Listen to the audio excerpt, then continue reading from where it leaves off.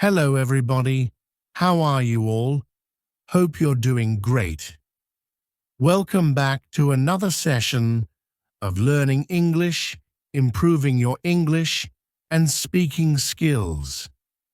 Today's lesson is going to be another awesome lesson. We are going to focus on 15 powerful words. If you know these 15 words, you can speak fluent English, and once you know them, you can speak them. Your English will be amazing.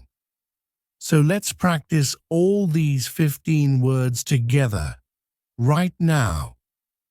These words are not just words that you learn for written English or highly formal English. No, these words are a part of your advanced English, yet they are used in everyday conversations and are used a lot in day-to-day life. So these words will make you speak fluent English. Are you all ready for this? I'm Sarah, your certified English language teacher, computer certified by the University of Cambridge, UK.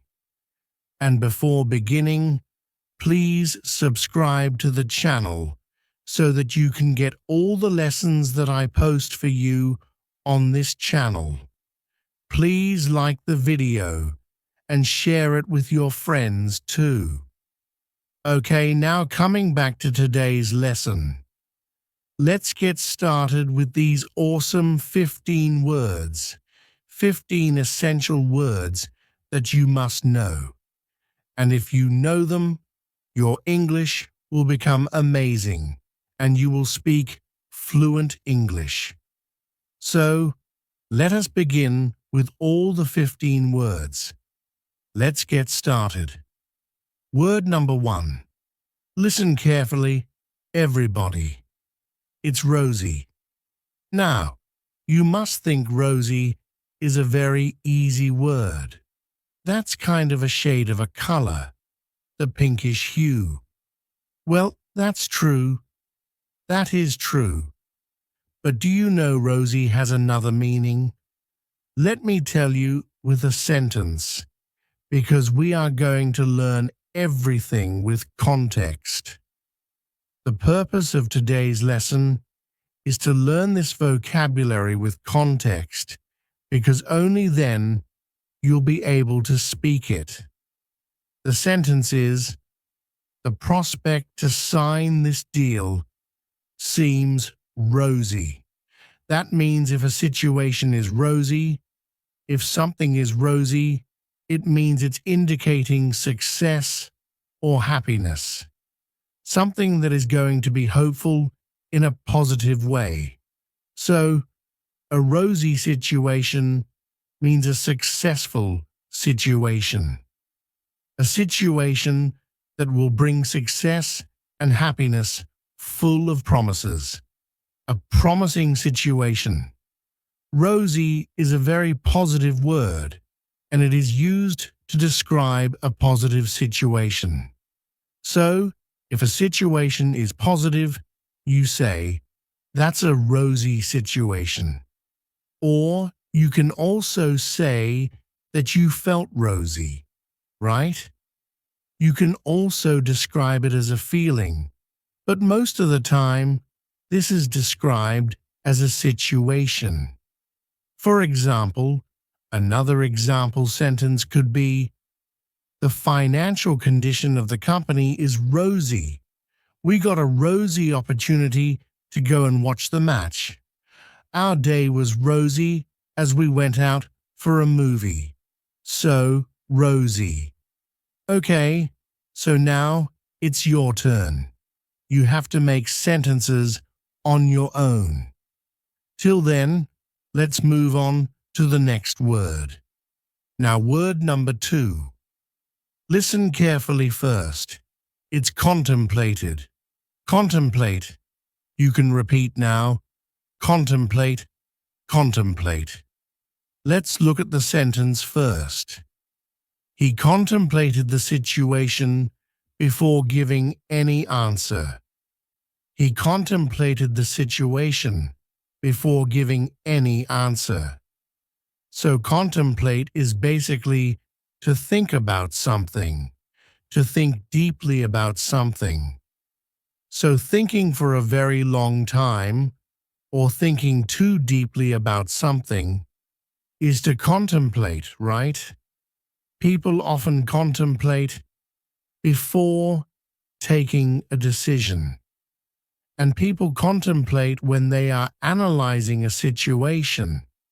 That means they're thinking too deeply about a situation, thinking about something for a long time, being very thoughtful in your decision or something.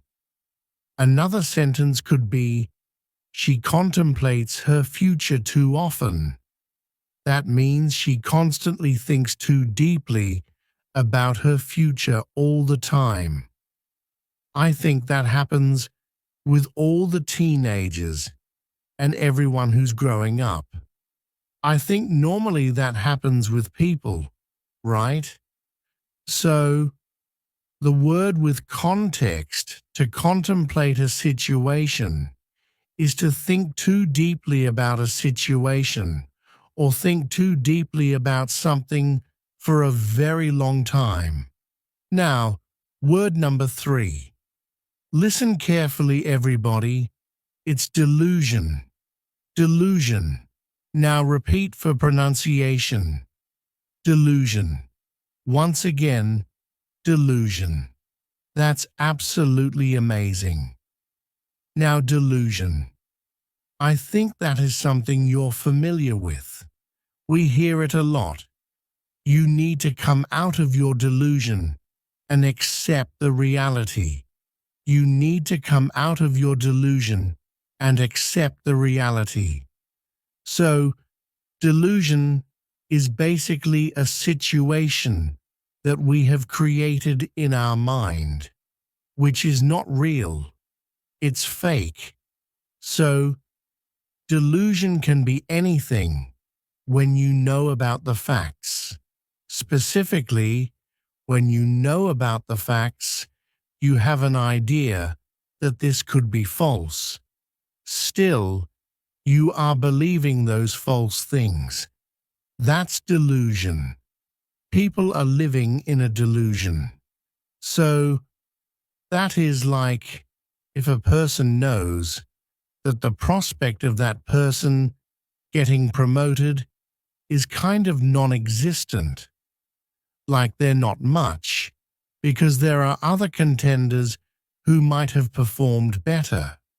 Now still, this person is thinking that no, I will get promoted, even after knowing that the other person or the other contenders performed better, and they are not accepting the reality.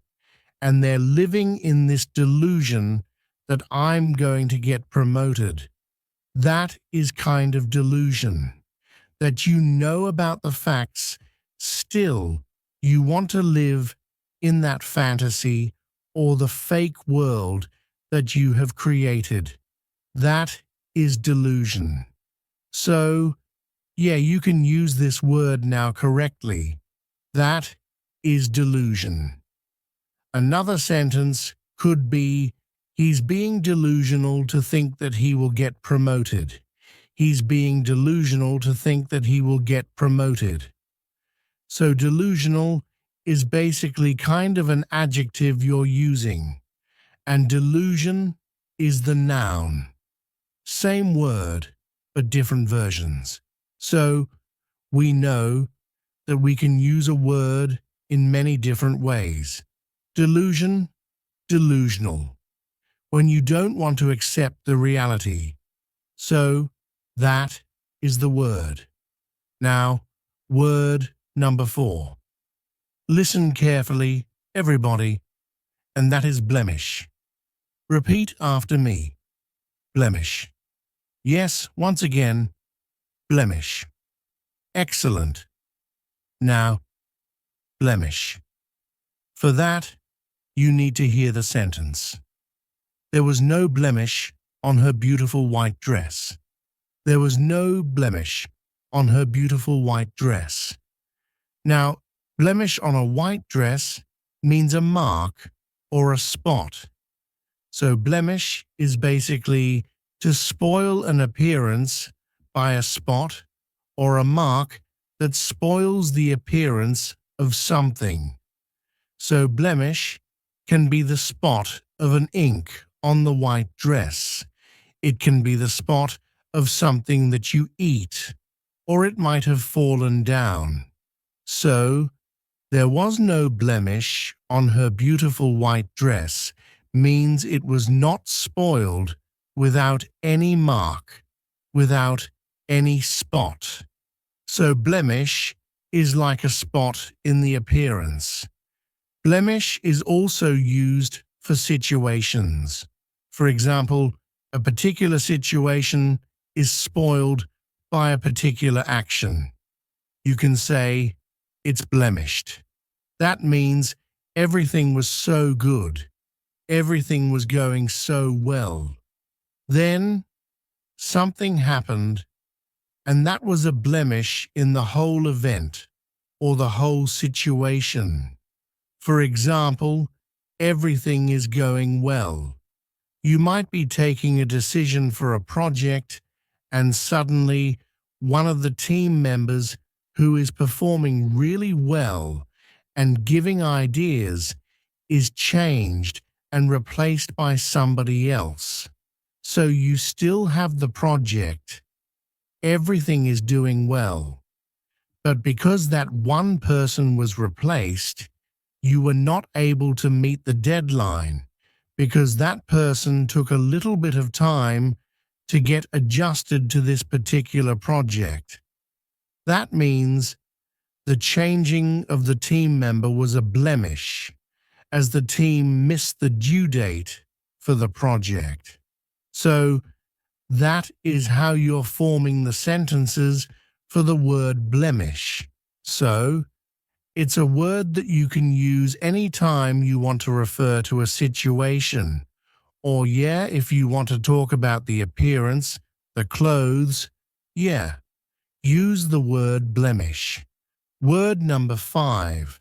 Listen carefully, everybody, and that is fiasco. Fiasco. Now, fiasco. This word is kind of popular these days when you speak English. You'll hear it a lot in spoken English. Repeat after me. Fiasco. F. Okay, what is the meaning of fiasco? Let's listen to the sentence first. The whole meeting ended up in a fiasco. The whole meeting ended up in a fiasco. So, fiasco is basically a kind of disaster. Not a natural disaster, obviously, but a disaster means kind of a very bad situation. Something that is ending up in a bad situation or not as expected. You can say it's kind of a mess. You know, when you want to say that this situation is such a mess that you're not able to understand what is happening or what happened. And it's a complete failure, as you can see. So, the whole meeting ended up in a fiasco.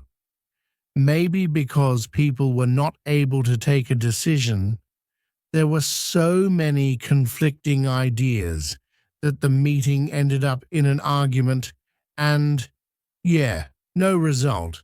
That means it's a fiasco, right? A complete failure, a disaster of a situation. So, it's used a lot in business English. It's used a lot to describe a situation, anything that is happening. And, if you want to describe it, use the word fiasco. Fiasco is always used in reference to a situation, a particular situation, a particular happening. Another example could be, The party turned into a fiasco because two people started arguing. The party turned into a fiasco because two people started arguing. So, fiasco is like, yeah, everything was going great, and then suddenly everything went downhill. Everything was a mess. So, fiasco. Next word, word number 6. Listen carefully, everybody. It's an easy word. Root. Root. Now, root is very easy. It's simple. Root is basically the base of any plant, right? The long roots that go inside the land, the soil, and that helps a plant grow. Yeah, that is the meaning of root. But root has another meaning in conversational English. Root also means the cause of something, specifically the cause of any problematic situation, the cause of any problem, why something is happening. And there is also a particular phrase known as root cause.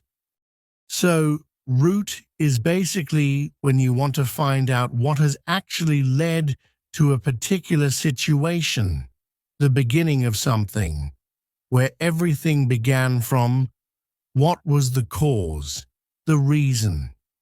That is root. For example, we need to find the root cause of the delay immediately. Let's organize a meeting to discuss the root of this particular issue. So, root of the issue means the cause of the issue. What is basically causing this particular issue?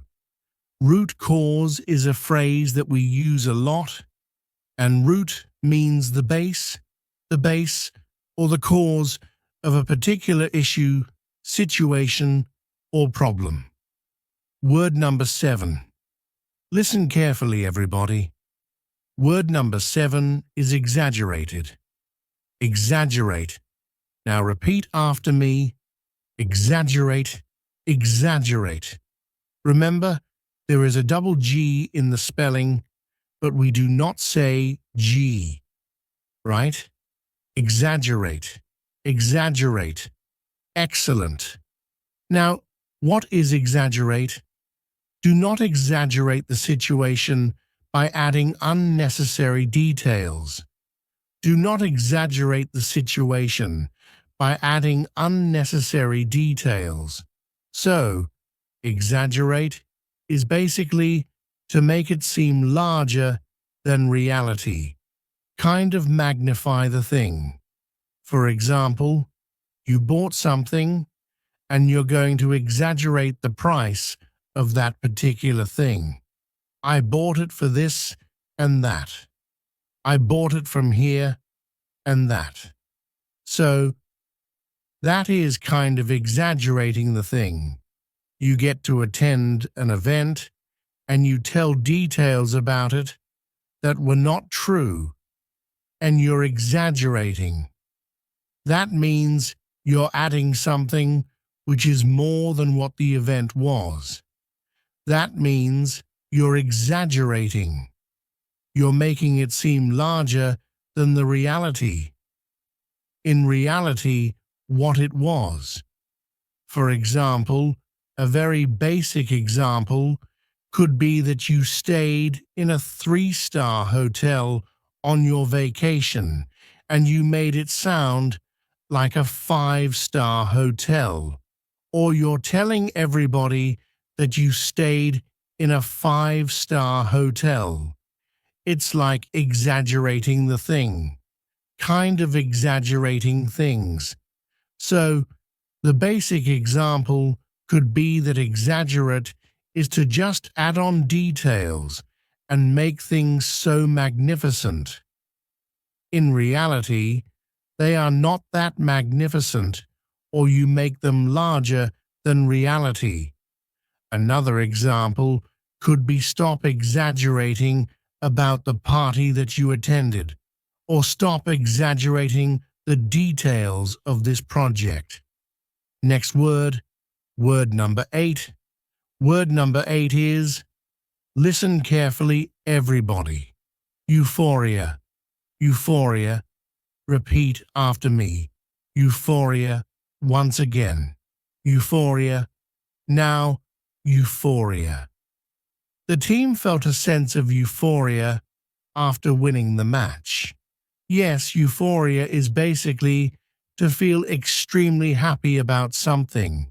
When you are extremely happy, it's a sense of happiness, a sense of achievement, excitement for something, a particular situation, and it arises due to a particular situation.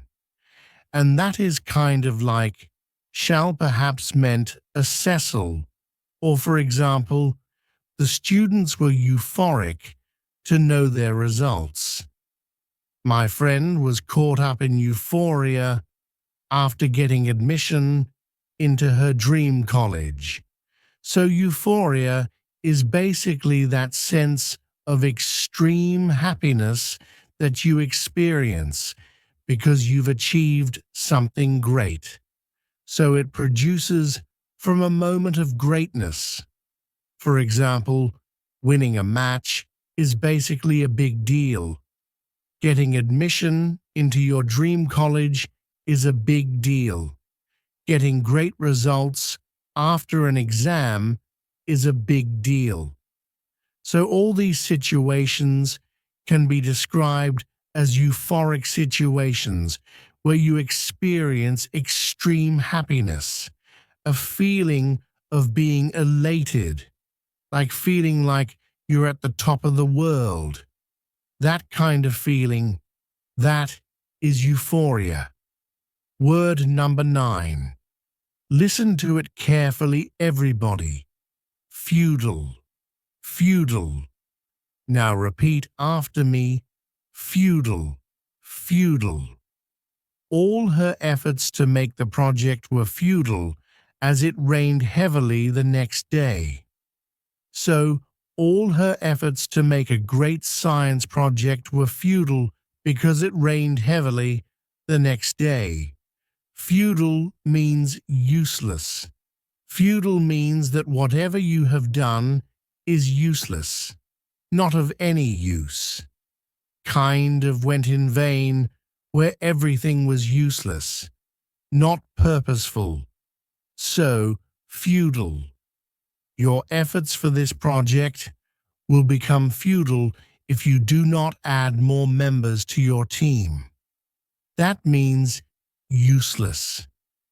If you don't submit this assignment on the deadline, your assignment will become futile. So, the assignment is going to be futile because the teacher might not accept the assignment after the due date, after the end date, and hence the assignment is futile. No use of the assignment after that.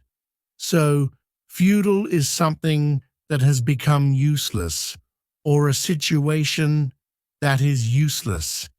Efforts that are useless. Sentence number 10. Listen carefully, everybody. Inevitable. Inevitable. Repeat after me. Inevitable. The inevitable appointment of the new CEO was an inevitable decision. The appointment of the new CEO was an inevitable decision. Inevitable means something that you cannot avoid at any cost. That is bound to happen. Some things in life are inevitable. Some things in life are bound to happen. You have no control over them. They will happen. They're inevitable. So inevitable is something that you cannot stop from happening. It is bound to happen, and sometimes you use it for situations where you know that this is going to happen, or this might happen. For example, the appointment of the new CEO was an inevitable decision because they might need a new CEO at that particular position. The recent CEO might be retiring, whatever was happening. So, yeah, inevitable decision. Inevitable is something that you cannot stop from happening, something that is required, something that was bound to happen. Whatever may be the situation, it was bound to happen. Working for extra hours is inevitable if we are going to take up this project. So, inevitable. That is bound to happen. We have to work for extra hours. We know that from the beginning. Inevitable. Something that is bound to happen. Something that you know will happen. Something that you cannot stop at any cost. Word number 11. Listen carefully, everybody. Charisma. Now repeat after me. Charisma. There's a charisma in the way she talks. So, there's a charisma in the way she talks. One more sentence. He has such a charismatic personality. Charismatic personality. So, charisma or charismatic basically refers to the power. Charisma is the power to influence people, to attract people in a positive way, to influence them.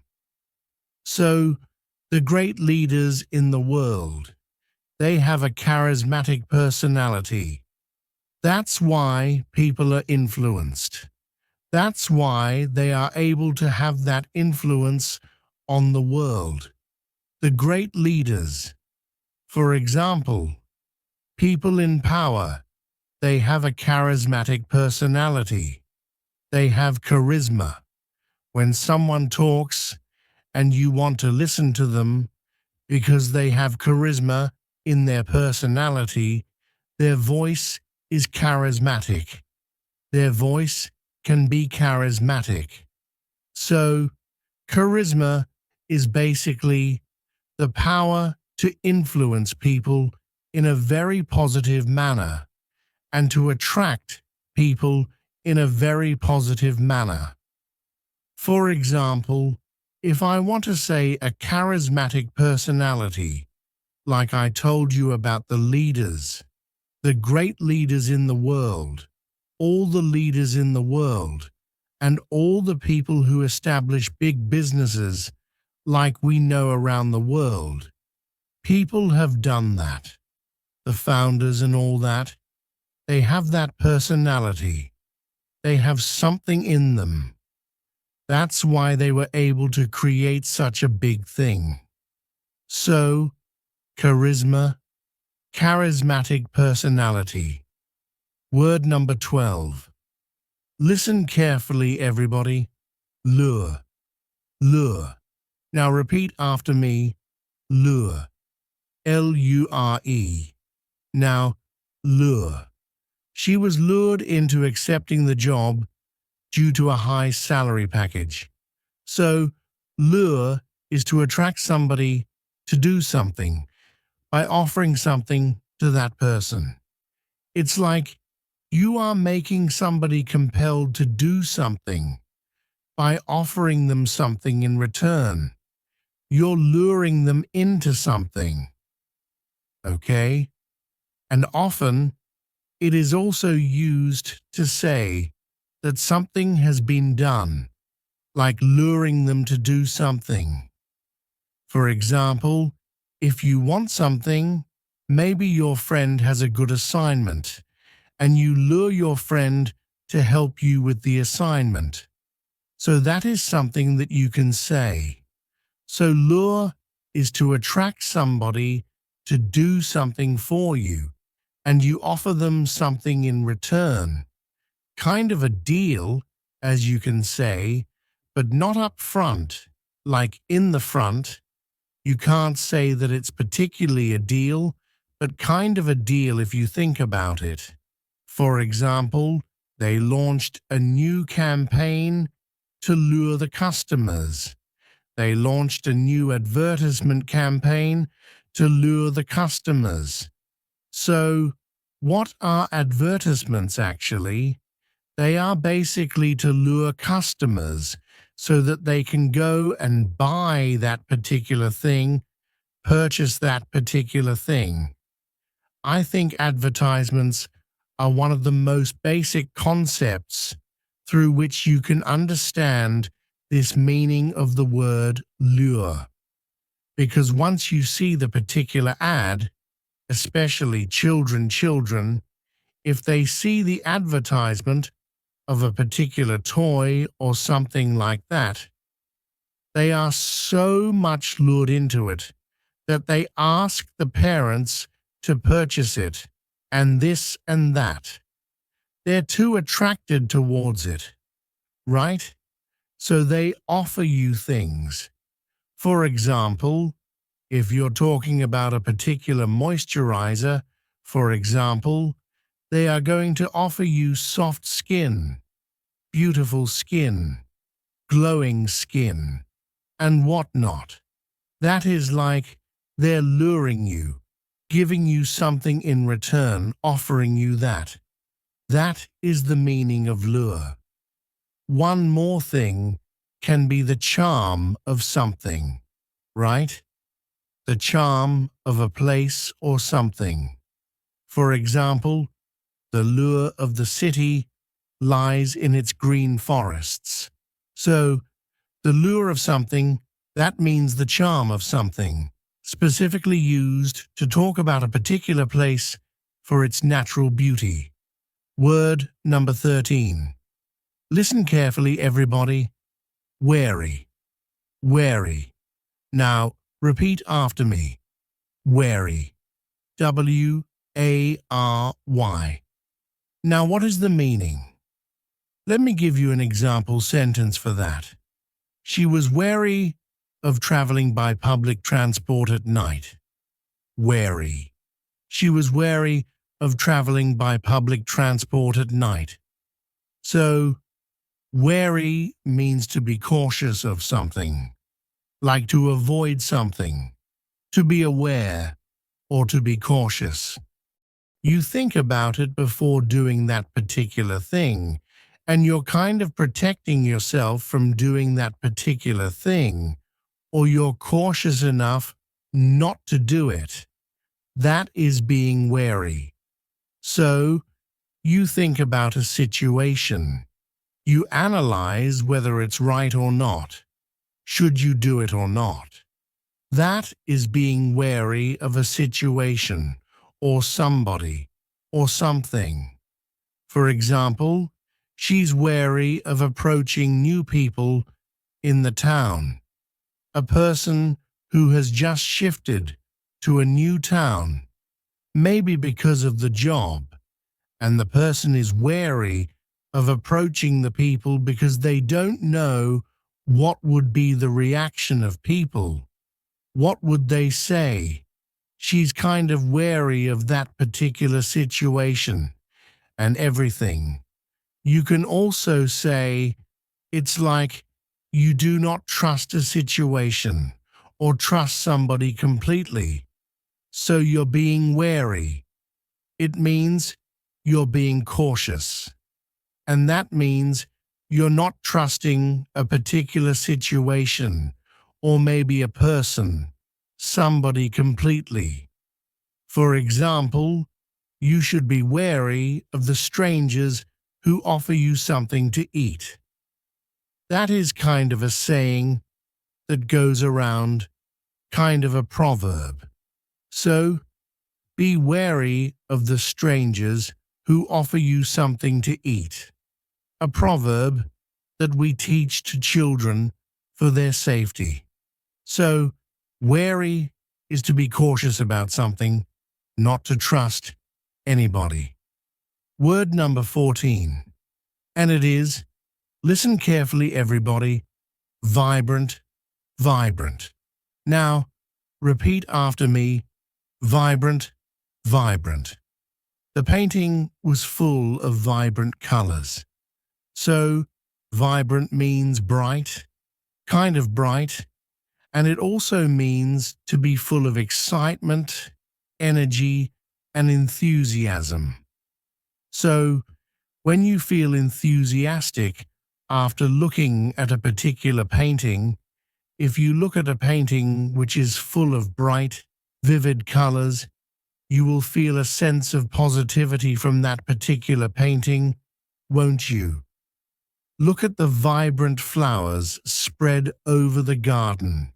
So, vibrant flowers are full of life, beautiful, colorful, with bright colors. She has such a vibrant personality. So vibrant is basically full of life, excited, who's always kind of, throwing certain positive energy. And if this person has positive energy and you can see that particular personality, yes, that is vibrant, a vibrant personality.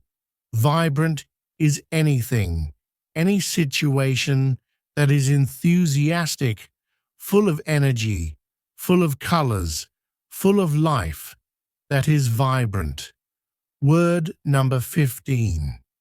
Word number 15 is, listen carefully everybody, enigmatic, enigmatic.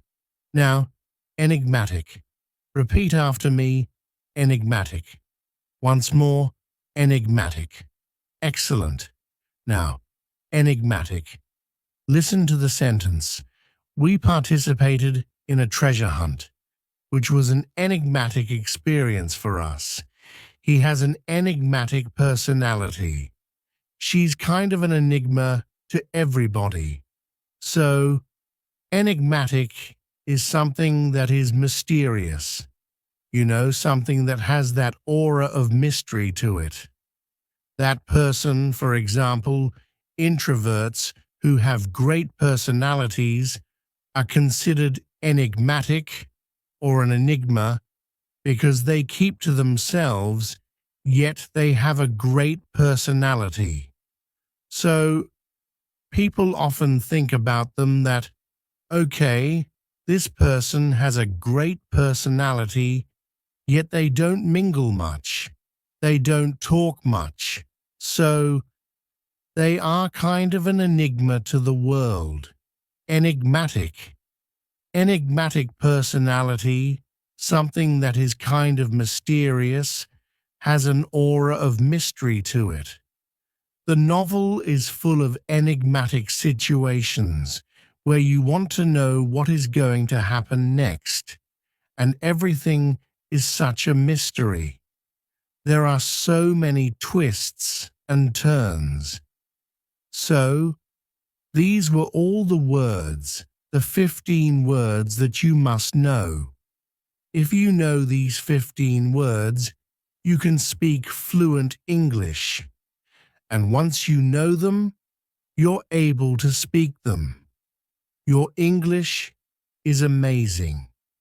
So practice all these 15 words with me now. I have a homework for all of you. You are supposed to create 2 of your own sentences. Make 2 sentences from each word that we have discussed today in this video. That is your homework, because in this manner, everything that we have discussed today, learned today, is going to be more solidified in your mind, and you're going to speak the words in a better way. So, create your own sentences. Keep practicing. Keep learning. This was it for today. That was the lesson. The 15 words that you must know to speak fluent English. And I'm going to meet you again with a new lesson. Thank you so much for watching this video. I hope you found it helpful and learned something new.